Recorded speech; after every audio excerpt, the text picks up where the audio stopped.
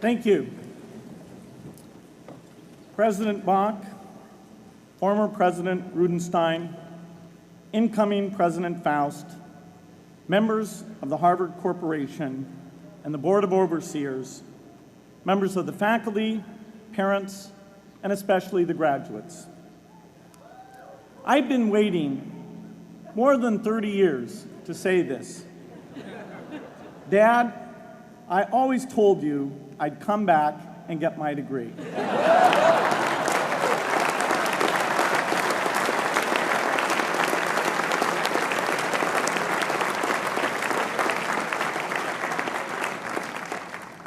I want to thank Harvard for this honor. I'll be changing my job next year, and it will be nice to finally have a college degree on my resume. I applaud the graduates for taking a much more direct route to your degrees. For my part, I'm just happy that the Crimson called me Harvard's most successful dropout. I guess that makes me valedictorian of my own special class. I did the best of everyone who failed. But I also want to be recognized as the guy who got Steve Ballmer to drop out of business school.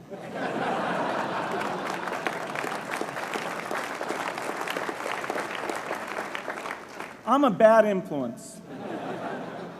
That's why I was invited to speak at your graduation. If I'd spoken at your orientation, fewer of you might be here today.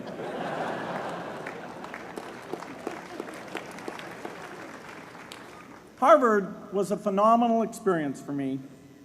Academic life was fascinating. I used to sit in on lots of classes that I hadn't even signed up for. And dorm life was terrific. I lived up at Radcliffe in Currier House. There were always a lot of people in my dorm room late at night discussing things because everyone knew that I didn't worry about getting up in the morning. That's how I came to be the leader of the antisocial group. We clung to each other as a way of validating our rejection of all those social people. Radcliffe was a great place to live.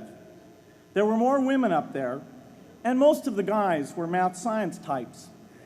The combination offered me the best odds, if you know what I mean. That's where I learned the sad lesson that improving your odds doesn't guarantee success. One of my biggest memories of Harvard came in January 1975, when I made a call from Currier House to a company in Albuquerque, New Mexico, that had begun making the world's first personal computer. I offered to sell them software. I worried they would realize I was just a student in a dorm and hang up on me. Instead, they said, "We're not quite ready. Come see us in a month," which was a good thing because we hadn't written the software yet.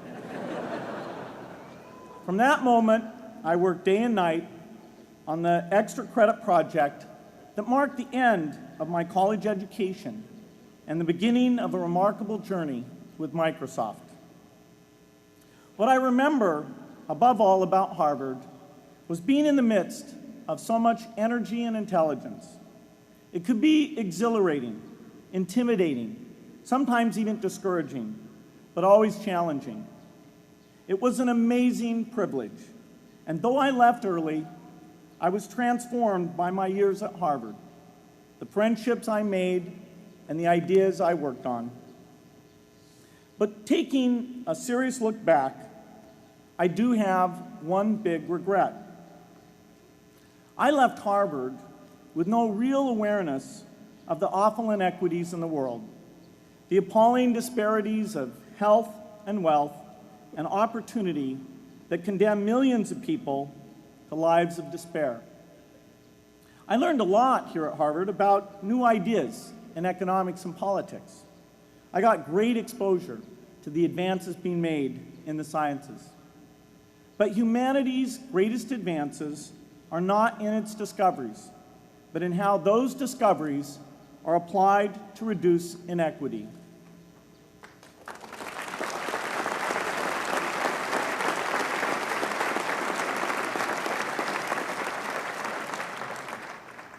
Whether through democracy, strong public education, quality health care, or broad economic opportunity, reducing inequity is the highest human achievement. I left campus knowing little about the millions of young people cheated out of educational opportunities here in this country. And I knew nothing about the millions of people living in unspeakable poverty and disease in developing countries. It took me decades to find out. You graduates came to Harvard at a different time. You know more about the world's inequities than the classes that came before. In your years here, I hope you've had a chance to think about how, in this age of accelerating technology, we can finally take on these inequities and we can solve them. Imagine, just for the sake of discussion, that you had a few hours a week and a few dollars a month to donate to a cause. And you wanted to spend that time and money where it would have the greatest impact in saving and improving lives. Where would you spend it? For Melinda and I, the challenge is the same. How can we do the most good for the greatest number with the resources we have? During our discussions on this question, Melinda and I read an article about the millions of children who are dying every year in poor countries from diseases that we had long ago made harmless in this country: measles, malaria, pneumonia, hepatitis B, yellow fever.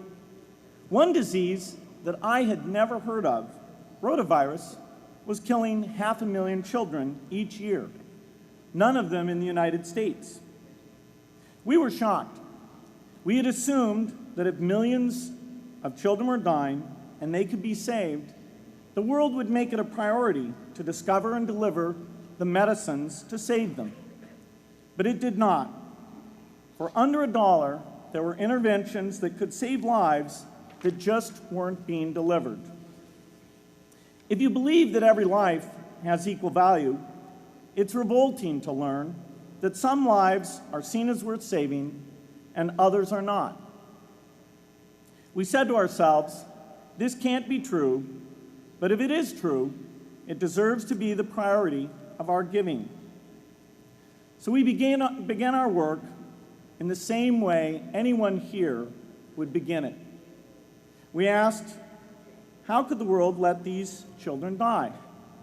The answer is simple and harsh.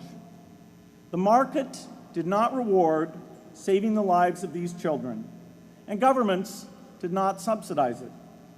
So the children died because their mothers and fathers had no power in the market and no voice in the system.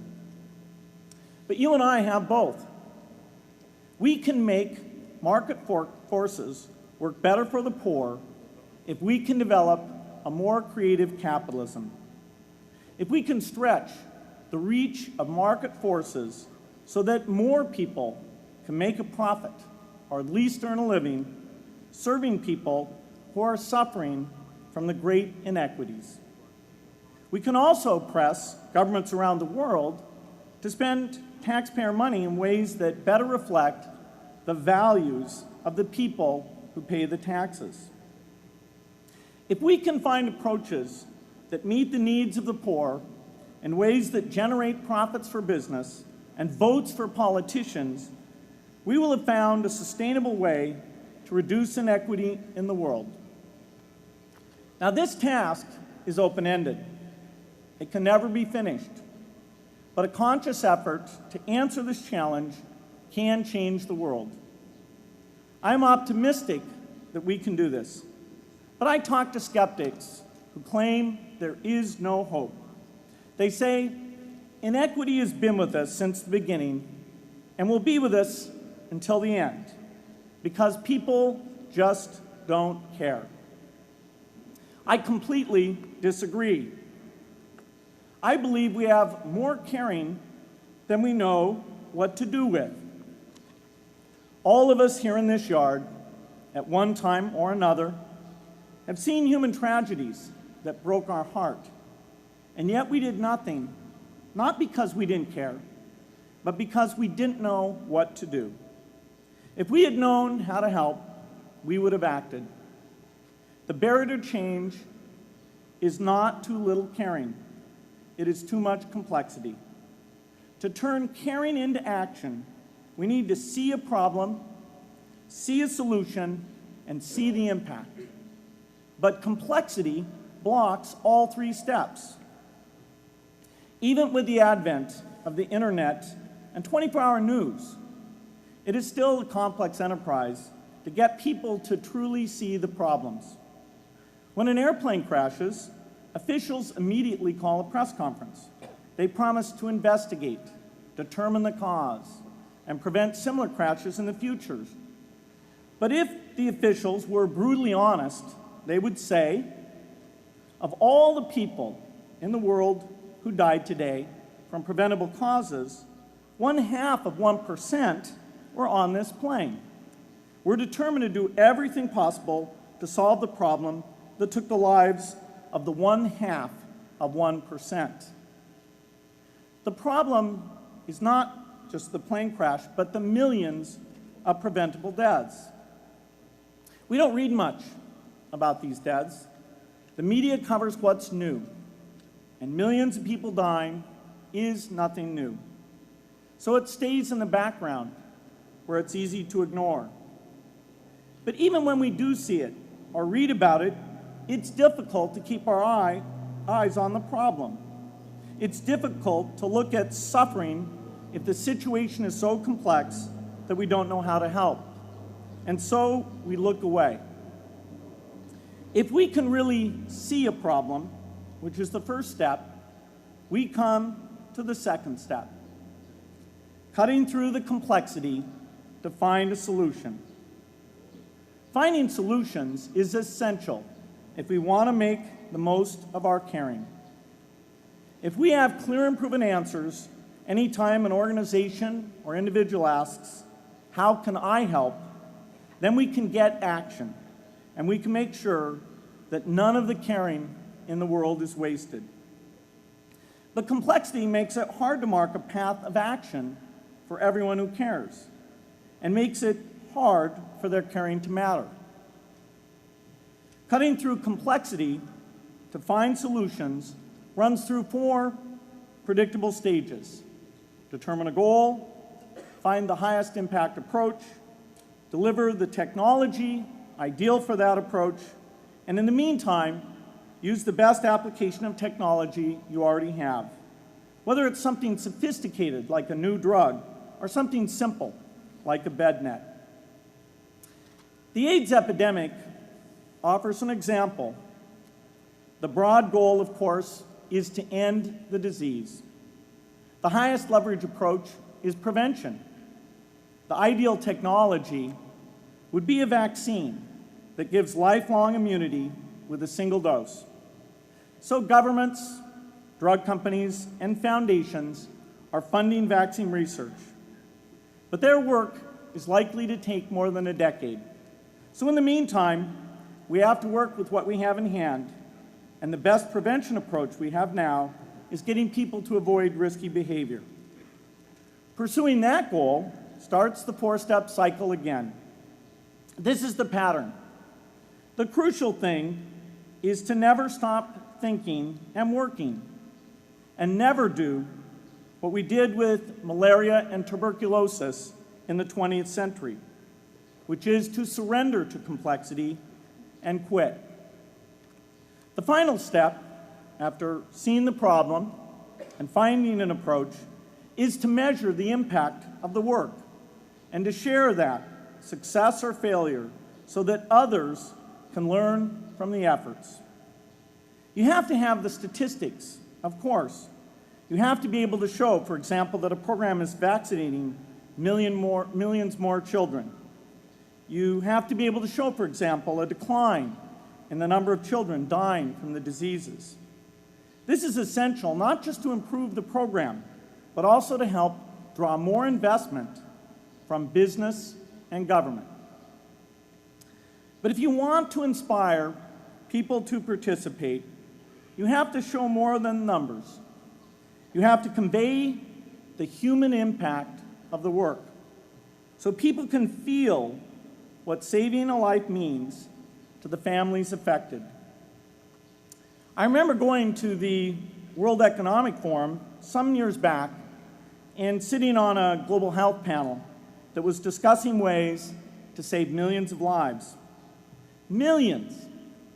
Think of the thrill if you could save just one person's life, then multiply that by millions. Yet, this was the most boring panel I've ever been on. Ever. So boring, even I couldn't stand it. What made that experience especially striking was that I had just come from an event where we were introducing version 13 of some piece of software, and we had people jumping and shouting with excitement.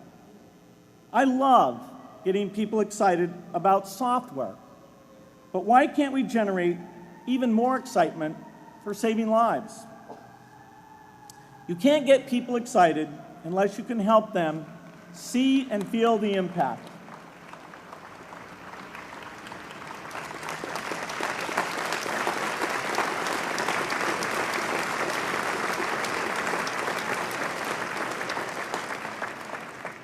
The way to do that is another complex question.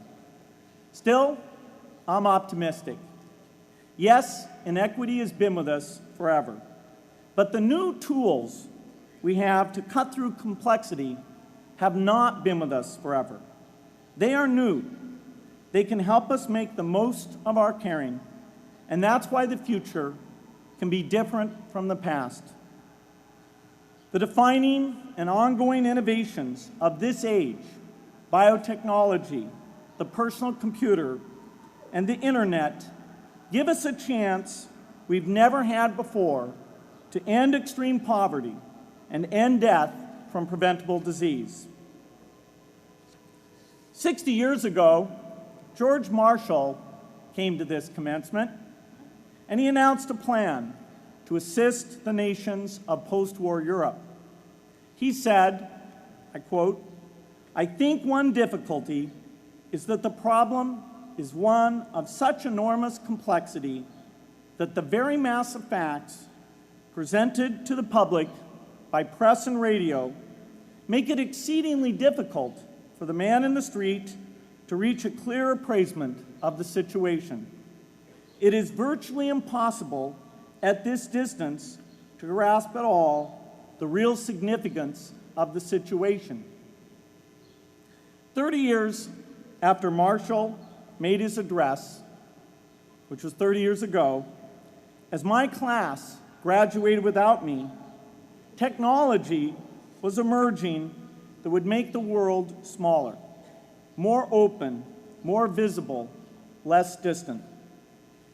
The emergence of low-cost personal computers gave rise to a powerful network that has transformed opportunities for learning and communicating. The magical thing about this network is not just that it collapses distance and makes everyone your neighbor. It also dramatically increases the number of brilliant minds we can bring in to work together on the same problem. And it scales up the rate of potential innovation to a staggering degree. At the same time, for every person who has access to this technology, 5 people don't. That means many creative minds are left out of this discussion. Smart people with practical intelligence and relevant experience who don't have the technology to hone their talents or contribute their ideas to the world. We need as many people as possible to gain access to this technology because these advances are triggering a revolution in what human beings can do for one another. They are making it possible, not just for national governments, but for universities, corporations, small organizations, and even individuals to see problems, see approaches, and measure the impact of their efforts to address the hunger, poverty, and desperation George Marshall spoke of 60 years ago. Members of the Harvard family, here in the Yard is one of the great collections of intellectual talent in the world. For what purpose? There is no question that the faculty, the alumni, the students, and the benefactors of Harvard have used their power to improve the lives of people here and around the world. But can we do more? Can Harvard dedicate its intellect to improving the lives of people who will never even hear its name? Let me make a request of the deans and the professors, the intellectual leaders here at Harvard. As you hire new faculty, award tenure, review curriculum, and determine degree requirements, please ask yourself, should our best minds be more dedicated to solving our biggest problems? Should Harvard encourage its faculty to take on the world's worst inequities?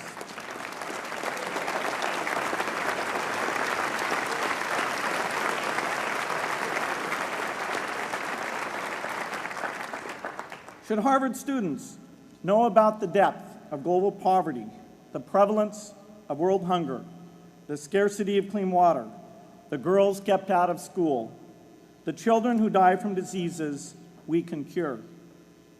Should the world's most privileged learn about the lives of the world's least privileged? These are not rhetorical questions.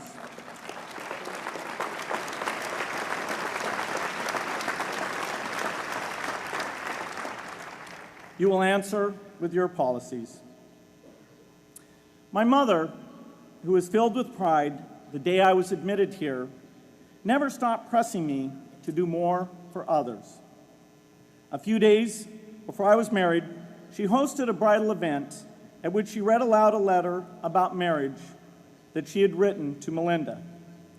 My mother was very ill, with cancer at the time, but she saw one more opportunity to deliver her message, and at the close of the letter she said, "From those to whom much is given, much is expected."